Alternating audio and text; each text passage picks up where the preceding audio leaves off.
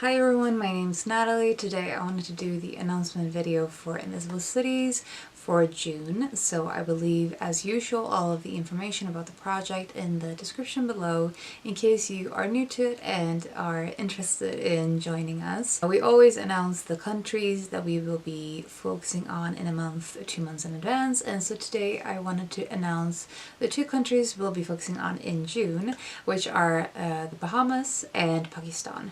So June is also Caribathon month, and because of that we decided that the Bahamas would be a perfect timing for that. So if you are joining with the Caribathon readathon, that is an annual event on BookTube, then that would be a great way to sort of overlap these two projects.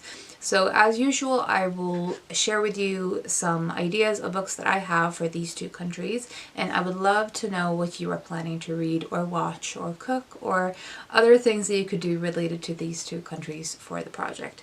So first, the book I have my eye on for the Bahamas is An Evening in Guanima, A Treasury of Folk Tales from the Bahamas by Glinton Maycola's Patricia Glinton Maycola's, and this seems to be an author who have several short story collections, and many of them seem to be specifically taking inspiration or sort of retellings of mythology and folk tales, which I am definitely interested in. I think it can be a very interesting entryway into learning more about the culture. It says, in folk stories, magic drums, ghosts, obedient and disobedient children, hero, tricksters, and birds that assume human form hold sway in a world where poetic justice always brings about a satisfactory ending.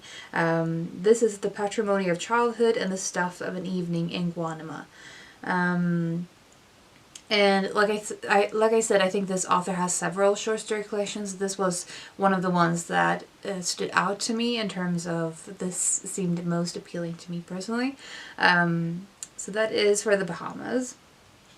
And for Pakistan, I have one anthology, I think. Yeah, an anthology called So That You Can Know Me, an anthology of Pakistani women writers, and this one has been edited by Yasmin Hamid and Asif Aslam Faruqi, and I think again an anthology is a great way to get a sample of different voices and stories, to get a broader view of, especially with countries that I have never read about or read anything from.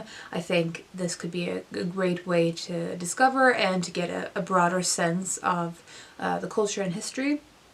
So there's this one, which doesn't seem to be in print anymore, but I think my library has a copy of it.